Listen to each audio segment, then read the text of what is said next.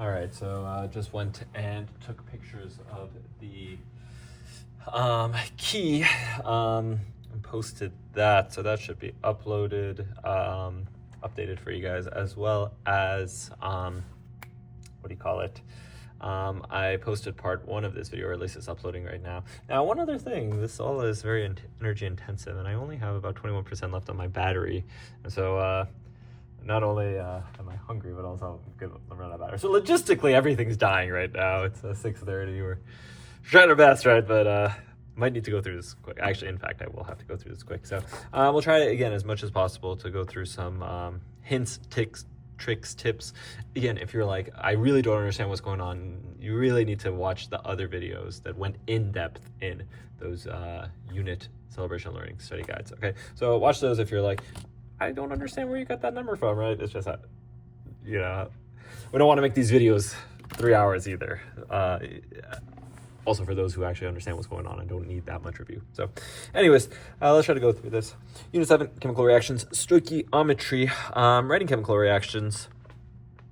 This really isn't hard. Again, it just depends on, do you know covalent and ionic? If you know covalent and ionic, right, then you can easily translate these into their proper formulas. And so for example here, sodium, right, sodium Na reacts with, that's plus, chlorine. Now remember, chlorine is on the backwards L, right? So these guys plus hydrogen, right? So the backwards L plus hydrogen are going to be diatomic. So sodium plus chlorine forms sodium chloride. That's ionic. And so the charge is going to be based upon the formula is going to be based on the charges, and so this is +1, -1, so it's just going to be that, Na plus Cl2. Now note, you don't have to balance it because it's not telling you to balance it. If you did, then you would have put a 2 here and a 2 here, but it's not asking you to. So. All right, so that's how you do those. Really, all it depends upon is, can you translate names into formulas, right? Which is really the thing we did at the beginning here, okay? So if you can't do these, it's not because you don't know how to write formulas. It's because you don't know your polyatomics. You don't know how to turn names into formulas, right? That's why, right? You're not bad at writing these. You don't know the other things. Okay, so chemistry builds on itself. You need to know your basics.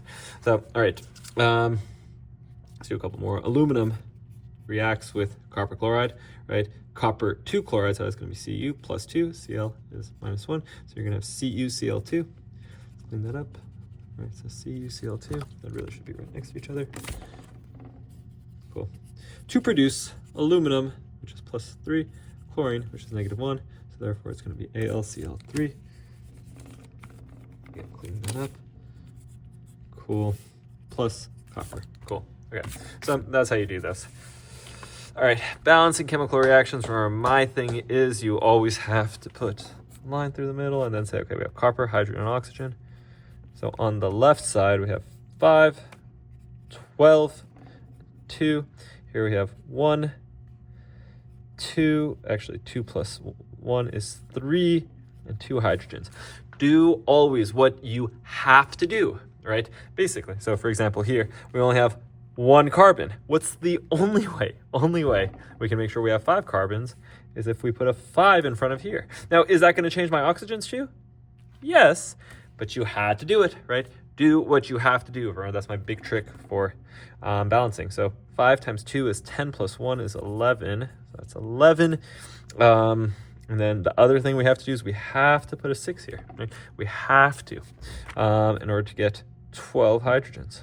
Now, of course, that's going to make us have 6 plus 10. That's now 16 oxygens, but you had to do it, right?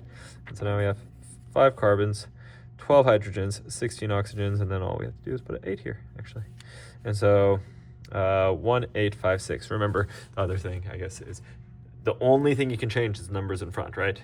The subscripts for balancing. Okay, so that's how you balance stoichiometry problems. Remember, with stoichiometry, ultimately what we're doing is what you have times a fact in fraction form will get you what you want. That fact is going to be either the mole ratio or your molar mass, right? That's the only things you're going to use. And so here's silver and nitric acid react according to the following balance equation, and they've produced these things. What it's asking you here is, if I have 40 grams of Ag, how many grams of AgNO3 can we produce at max? Okay, so don't worry about limiting reactant here. It's saying, can we produce at max? Okay, assuming we have, you know, as much HNO3, where can Ag take us? Okay, so we're like, okay, 40 grams of Ag, right? Well, we know if we have 3 moles of Ag, we'll be able to produce, how much AgNO3? 3 moles of Ag will produce 3 moles of AgNO3, but we don't know how many moles of Ag we have. We have 40 grams. Well, can we convert to moles? Yeah, we can, right? So we can convert to moles of Ag by saying, okay, well, 1 mole of Ag is 108 grams of Ag. And so 40 divided by 108, or sorry, actually, right, what's the problem here?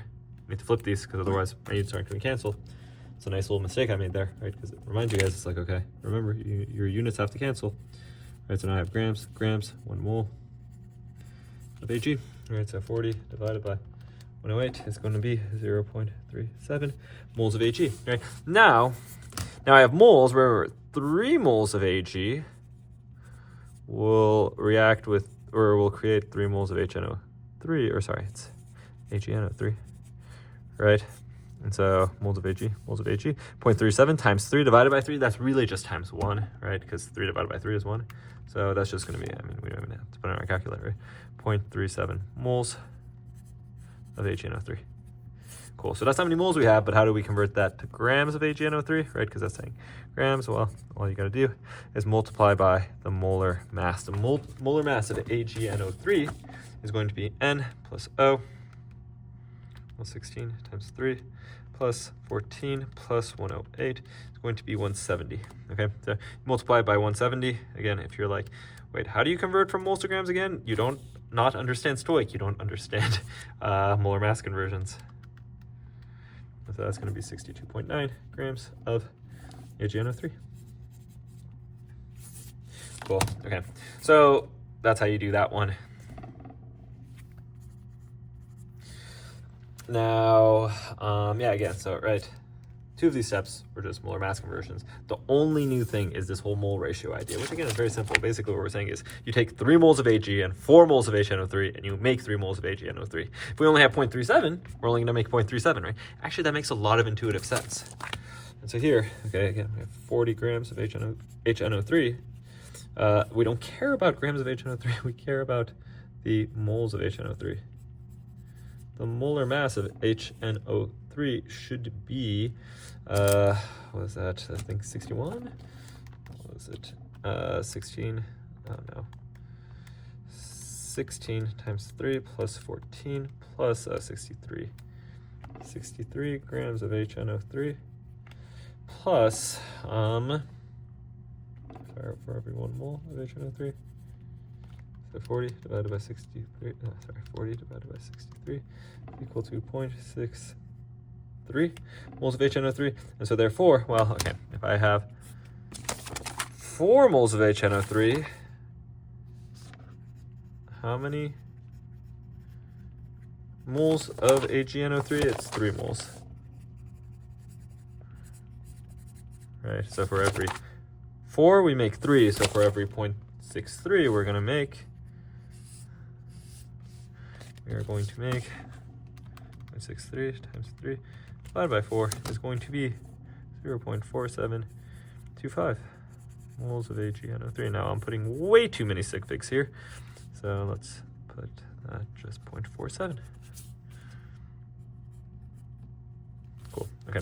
Now, how do we convert from molar mass, or from moles to molar mass? Again, all you got to do is multiply that by 170, so you will get 80.3 grams of AgNO3, all right? And so that's how we can make at max. Now note, basically, if you had 40 grams of Ag, 40 grams of HNO3, if we have, and this is C, if we have 40 grams of each, so if we have this situation, which of the two are the limiting reactant? So what we see here is Ag can only produce 62.9 grams of AgNO3 versus the HNO3 could produce 80.3. And so the limiting reactant here is going to be AgNO3, right? Because it produces less, oh, sorry, not AgNO3, Ag. Ag is our limiting reactant, right? Apologies. Ag is our limiting reactant because it is producing less AgNO3 in the end, right? And so it's going to be limiting us, it's holding us back, right? So that's how you would do that. So I'm not going to do the rest of these, but hopefully you got the idea there for stoichiometry. Again, if you need more help, please take a look at my stoichiometry video in Unit 7. Going on to Unit 8, energy. There are two equations that you really need to have. Q is equal to mc delta T, and delta G is equal to delta H minus T delta S. The first of those two equations is going to come up here. What is the heat required to raise the temperature of 200 grams of water from 20 degrees to 50 degrees Celsius? Specific heat capacity of water, C, is 4.18 here. And so literally all you have to do is plug this in, 200 grams. C is 4.18 joules per gram degree Celsius. And then, all right, then and note, one person was telling me they were confused by this, right? It's like, really, this is joule gram degree Celsius, right? So all this is on bottom. And then from 20 to 50, so that's a positive 30 degree Celsius change, right? Delta T, you really need a formula, is TF minus TI. Remember, thanks for the invite. TF minus TI, temperature final minus temperature initial. Final is 50, initial is 20. We go from 50 to 20, right? And so it's 50 minus 20 is 30. Cool, okay. And then you literally put that in your calculator and you'll get some answer. Okay, so that's how you do that one. This one is saying, what is the change? And so here, if you have Q is equal to mc delta T, what we're doing is we're solving for delta T.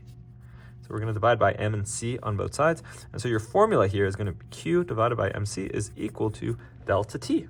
And so then here, this is our mass, this is our Q, and this is our C. You literally plug in Q, M, and C into here, you'll get delta T. Okay, so actually very much not hard. All you gotta do is plug in.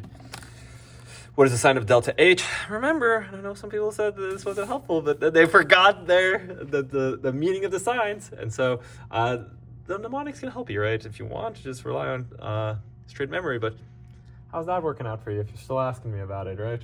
Ask yourself that. So remember, heatin', right? Heatin', meaning if H is negative, or really, I should say, delta H is negative, that means heat is being given off. It's exo, okay? Sloppy, if sloppiness, if S is positive, okay, if delta S is positive, then this order is increasing, right? And then lastly, we got going, right? So if delta G is negative, right? Delta G is negative, then the reaction goes, it's spontaneous. Okay. So those three mnemonics should be able to help you guys out with the signs here. So what is the sign of delta H for the following processes, right? So here we have energy being released at the end. We have it being, it's exo, so it's negative delta H, right? We're releasing energy, it's being giving off heat, and so it's negative delta H. Here though, we're taking energy in as a reactant. We're taking it in, it's endo. This is positive delta H, right? We're taking it in. Here, same thing. This is also positive delta H, and then here it's negative delta H, right? For the same reasons. Cool. Okay, what is the sign of delta S? Remember, if you take one thing and you split it up into two things, that is going to be, we're increasing the sloppiness of the universe. So that's positive delta S. Here we have one thing and 25, so 26, and we're turning it into 36 separate things, right? And this is combustion, and we know that combustion, right? We're basically taking something and we're spreading things out. We're making energy less usable, right? Sloppiness is clearly increasing here too, right? And so that's positive delta S. Now, when we go from a gas to a liquid, right, what we're doing is we're taking something which is very spread out and making it more condensed. We're actually decreasing sloppiness there, right? And then here we're taking two things, we're putting them together. We're also decreasing sloppiness. Okay, and so remember, sloppy increasing. If things are getting sloppier, it's positive S. Cool. Okay. Give an argument based on G delta. Delta G is equal to delta H minus T delta S. Remember, here's the big thing here, and I went in depth on this in the Unit 8 Celebration Learning Study Guide, so take a look at that. But the big thing here is you have to determine what delta H is and what delta S is, and then make an argument based off of that. For example, here, delta H, right, we're taking in energy, so it's a positive delta H. We're taking three particles, 1, 2, so it's 3 particles and turning it into just 1 particle, right? So therefore we're decreasing sloppiness. And so therefore you can say that, okay, well, delta G is equal to delta H minus T delta S. Here you have something that's positive minusing a minus. And so if you minus a minus, that has to be positive. So you're taking a positive and adding something to it. Oh, delta G has to be positive. It has to be, right? You should make a big argument for it right there and be very clear and concise and use all your AS English skills, right? But yeah, this has to be positive delta G, right? Cool. Okay, so that's how you do that. Again, look for a more in-depth explanation in my Unit 7 or Unit 8 Celebration Learning Study Guide. A, B, C, D, and E. Remember, okay, you have a gas, then gas. Sorry, not gas. You always start off at very low temps, right, with solids. And then your solid is going to turn into a liquid, and then you have a liquid, and then your liquid is going to turn into a gas, and then you have a gas note here, right? The liquid, right, L, is being heated, right? And here, your gas is being heated, as well as here, your solid is being heated. But yeah, solid, liquid, gas, these are your phase changes. Phase changes are always flat. During a phase change, the temperature of a substance, right, remains constant, right, during the phase changes. Solid to liquid, liquid to gas. Cool. Exo or endo for all these, right? Remember, if you have it as a reactant, something we're taking in, it's going to be endo. We're taking in, entering energy, versus here, if it's being released at the end, energy is exiting, it's exo. Cool. This is a reaction where energy is increasing over time, so we're taking it in, it's endo. This is a reaction where energy is decreasing over time, so we're having it exit, it's exo. Cool. Bond energy table, right? The big thing here is you have to draw out things correctly. And so here, H looks like this, Cl looks like this, right? There are no double bonds. And so therefore, right, we're like, okay, HH has a energy of 436, Cl has a energy of, where's Cl? 242, right? And so all you have to do actually is just add those together. And you get positive 678 kilojoules. Now note, that's positive, right? Remember, when you are breaking bonds, right, you break something, you need energy to do that, right? So this is going to be positive versus at the end, when you are making bonds, you are releasing energy. And so note here, it's 2 HCl, right? So we need 2 HCl bonds. And so whatever the HCl energy is, 431, right? You're going to need 2 of those, 2 times 431, going to be 862. Now note though, that's what we're going to be giving off, okay? Giving off that energy. And so delta H here is going to be negative 862 plus 678, going to be negative 184 kJs per mole, right? And so you just take this, add it to this, and you'll get your delta H. But yeah, so here we're taking in energy, here we're releasing energy. Remember, going through a breakup, that sucks energy out of everyone, versus here, when people are getting together, oh, energy is being released, positive vibes, good vibes, happy times, or good aura, as you guys would say. So anyways, similar idea here. Again, just you have to draw things correctly. For example, here, if you draw N like this, you're gonna get the wrong answer. Remember, N has a triple bond. You're not gonna mess this up because you don't understand this. You're gonna mess this up because you don't understand this, right? All the way back from Unit 5, right? So please make sure you know how to draw, right? And then also the other thing is be careful, right? Make sure you're drawing the correct number, okay? It does matter that there's 3 hydrogens, right? For every 2 NH3 mates, right? This is important. All right, okay, so moving on to Unit 9, chemistry you should know. This is simple, call it collision theory, right? Collision theory says that there are 4 things that can speed up the rate of a reaction based on them causing more collisions, right? You could heat up your reaction, right? Because that's what causes the particles to move faster. You could also increase the concentration of your reactants because if you have more things, they're going to collide into each other more. Another thing that you could do is you can break up your particle, right? Basically break it up, increase the surface area, right? So there's kind of more places where there can be collisions. And then lastly, and this isn't as much with collision theories, it doesn't really cause more collisions, but it causes more effective collisions. What we say is if you add a catalyst, that's the 4th thing, right? If you add a catalyst, you will also actually increase the reaction rate. not by causing more collisions, but by decreasing the activation energy. When you decrease the activation energy, there are more effective collisions, because remember, collision theory says not only do you need to have collisions, but you need to have collisions that collide in the right orientation as well as with enough energy. And so this takes care of the enough energy part. Okay, so that's that part. Just take a look at the key. Also, please take a look at my slides. Those would also be helpful for you. But yeah, so that's just based on collision theory. The second part is saying, okay, well, what if we add FE trimmings to speed it up, right? What it's saying is FE is a catalyst for us, okay? And so if FE is a catalyst, how is it speeding up this reaction? In my key, hopefully I gave you guys a few sentences, but basically FE is a catalyst. And so it lowers activation energy. Please use complete sentences. Do not copy me on your celebration of learning, okay? I just really want to go eat dinner. And also I want to make this before my phone dies. But yeah, it lowers activation energy, right? And so therefore allows for the reaction to occur.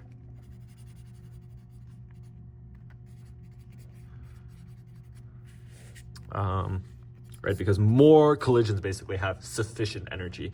They collide with enough energy because kind of the bar has been lowered. It's kind of like I say, like the only way you get to, I don't know, be one of Mr. Labastani's favorite students is if you get a 99% in this class, which isn't true. But let's say that's the bar, okay? Versus if I say like, nah, okay, I'll lower the bar. If you get a 70% in this class, you can be one of my favorite students, right? Basically, now more people can qualify, right? And so that's the same idea here. Basically, more collisions now can qualify and result in a chemical reaction. And so the way this happens, right, is normally this is what, the reaction pathway looks like. We have to reach the energy right here, all the way up here for the reaction to occur. But now, thanks to the catalyst, and I don't know where my red pen went. Oh, here it is. Right, now we can kind of take an alternate pathway. Right, so it's like, okay, this is the pathway for reaction with the catalyst, right? So we see it's a shorter pathway, basically. You don't have to have as much energy. So that's kind of nice. Cool. Okay, KEQ, right? KEQ, the big thing here is that it is concentration of products over the concentration of your reactants. The brackets mean concentration. Okay, so products, concentration of products. And so, yeah, give the equation for KEQ, right? Here, no, actually, let me not do this one because this one's actually kind of simple. Let's do this one. So KEQ here, right, is going to be concentration of CO times the concentration of HbO2 Now note though that this 4 goes up here in the what do you call it, as a exponent, okay? And so similarly here, O2, but because we have this 4, okay, basically the coefficients become your exponents here.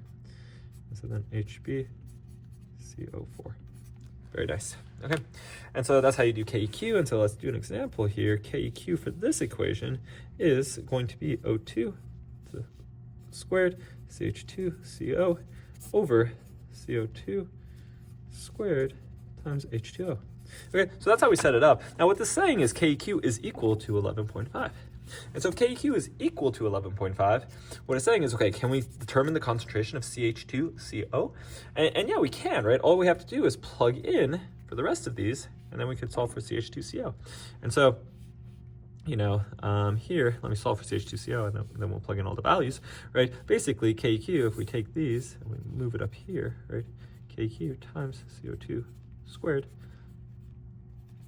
times H2O divided by, let's get rid of that O2, but here, that's all equal to CH2CO, right? So this is our equation really that we need to solve for the concentration of CH2CO. Then all you have to do is plug these values in. Plug in KEQ is equal to 11.5, CO2. Now remember to square it, okay? 0.005 squared times the concentration of H2O, which is 0.003, and then O2, 3.3, and then you have to square it, okay? That'll get you concentration of CH2CO. This is a question on, what do you call it? Le Chatelier's principle. How can we disrupt things that are at equilibrium? Remember the thing is, basically anytime you disrupt equilibrium, it's going to reestablish itself by shifting to the opposite way. So for example, here, and note this thing after the addition, okay? So here, I add H2. Now note also, I apologize, this should say N2. right? And this should say NH3. Okay, that was an error on my part. I just took it from your practice problems and I just changed the equation, right? But yeah, basically, if we add H2, right, what we're doing is we're adding to the left. And so remember my seesaw, right? I was saying if you add to the left, we've disrupted equilibrium. How can we reestablish it? Well, if we take some and we shift to the right, you can make everyone happy again. You can reestablish balance, right? And so if you add H2, what you actually end up doing conversely, paradoxically, is you actually decrease. What happens after that addition is H2 actually decreases, as well as N2 decreases. The two things on the left decrease because we shift to the right.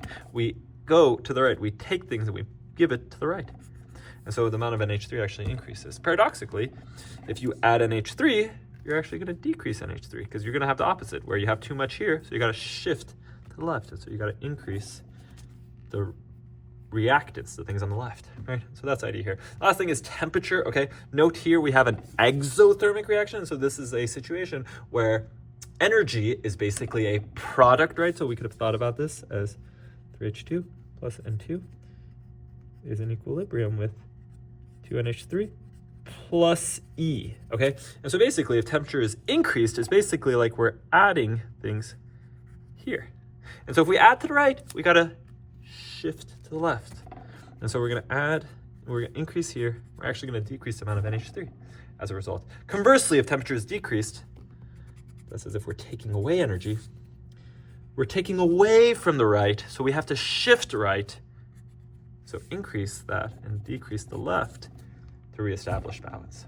So that's the idea here of equilibrium, shifting equilibrium, reestablishing it.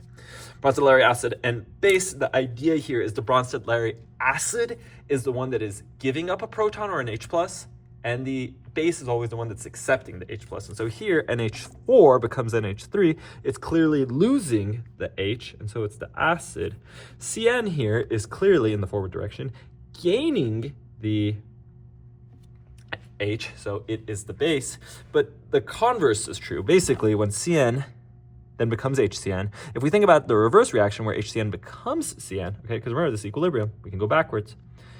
In the reverse, HCN is giving up an H, and so actually it's the conjugate acid, right? So the base becomes the conjugate acid, and then NH4 became NH3, right? But in the reverse situation, it's actually going to gain H, so it actually becomes a conjugate base.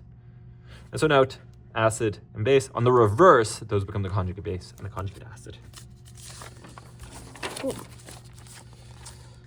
And so let's do one last one here. H2O becomes OH minus, so it clearly was the acid, and therefore CO3, right? It gained an H, and so it was the base. And so on the reverse, OH is going to be the one who's gaining the H, so it's going to be the conjugate base. And then HCO3 is going to be the conjugate acid, because it's going to go from HCO3 to CO3, therefore it's going to be giving up an H, so therefore it's going to be acidic. Lastly, pH and POH. Note how to do these problems.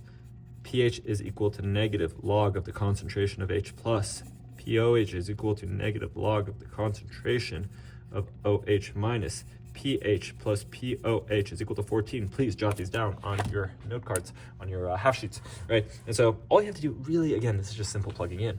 Basically here, what's the pH? Well, it's going to be the negative log of the concentration of H+. So 5.2 times 10 to the negative 9. And so we do negative log. Where's my log on here? Log. Man, it is late. And I cannot focus anymore. Log, cool. 5.2 times 10 to the negative 9. So that's going to be 8.28 or 8.3. Cool. Now note here, for example, what's the pH? If we're given OH minus, well, what you would have to do, right, is first you could use OH to get POH, right? Right, and so then once you have a POH from that, well then POH, right, can help you get pH, because pH plus POH is equal to 14, right? So for example here, right, negative log of 2 times 10 to the negative 3, right? That's going to be 2.94, or sorry, 2.49. right? And then pH plus POH is equal to 14. And so pH plus 2.5 basically is equal to 14. pH is equal to 14 minus 2.5, going to be equal to 11.5. And so actually, what is a pH? It's going to be 11.5. You can figure it out, right, based on these three equations. And so there you go. A little bit fast, but hopefully that helps you guys out to understand how to do these problems, right? Again, you're going to have to do them yourself, right? At the end of the day, watching me do it isn't that helpful. I mean, it's helpful, but right? I basically coached you guys along right now, but you got to do these problems yourself, right? You got to do it. You got to do your best. You got to be under the strain to try to figure it out. I was telling some of my students, I'm like, dude, I'm going to buy a bench press next year and keep it in the class. The reason for that is because, you know, everyone understands that no one can make you strong, right? You can have a coach who can, you know, tell you how to bench press, right? And encourage you and you know, be your biggest cheerleader and help you. And again, tell you when you're doing it wrong. But at the end of the day, you got to bench press, right? You got to get under that bench. You got to do it. And so, you know, hopefully I've been a great coach to you guys. Tried my best. But ultimately, at the end of the day, you guys got to get under that bench, right? You got to press the weight up. And so that's you guys this weekend. You guys are going to do great. I cannot wait to see it. I cannot wait to celebrate your learning. And yeah, hopefully you guys are also proud of yourself because, I mean, chemistry's hard. It's a hard class. It's hard for everyone. It's been hard for every single school I've been at with all my friends growing up. It's a hard subject. It really is. It requires critical thinking. But you guys killed it. You guys have done really well. And also, AS Chem especially is hard, right? We're talking about honors chemistry. But you guys have killed it. You guys have done really well. I'm really proud of you guys. Hopefully you guys are proud of yourselves too. So take it easy on yourselves. You're not your GPA, even though you hate me saying that. You're not your GPA. You're going to do great. You're going to do great in life, regardless of what happens. Because you are you, and you are great. See you guys soon.